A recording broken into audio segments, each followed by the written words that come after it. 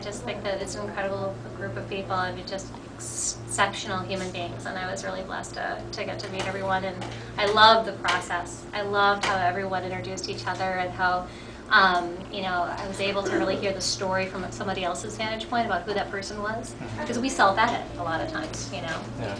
And so that was it really felt like I was able to get to know people a little bit more in a short period of time, so I like that. Yeah, I mean, the whole thing is just know that you have the strength inside you. I mean, it's not about anything outside of you, it's already in you. Each and every one of you has what it takes to succeed, which is about resiliency.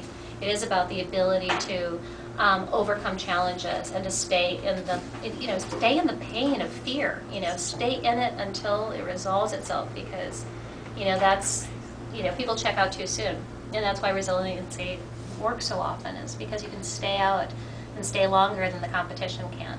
And that's, you know, there's an old saying, you know, 90% of, you know, success is showing up. And I think, you know, I would add to that, showing up when it hurts. Now that you've actually, I would think, reached success and you've overcome so many obstacles in your life, if your 3-year-old self were to come out right now and you were to give it a hug, you know, and embrace it, you know, what would she say to you right now? Thank you. Oh, yeah? Yeah, she'd be really grateful.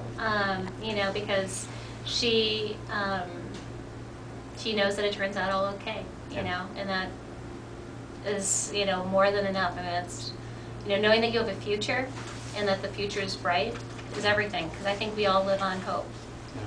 You know, the funny thing is for reading, I love business strategy. I actually read, of all things, I tend to read more technical books, because with dyslexia it's harder for me, so I always find that I want to have an outcome when I read. So I don't tend to read a lot of fiction, but what I do read is a lot of strategy, and one of my favorite authors is a guy by the name of David Maister. He's a former professor from Harvard, and he wrote the Bible on leading professional services firms, and it's called Managing a Professional Services Firm. Very, very, you know, sexy title, but super amazing insights. And he's got a series of books which I'd highly recommend for anyone who's interested in ever really doing leadership or working with people in a consulting capacity.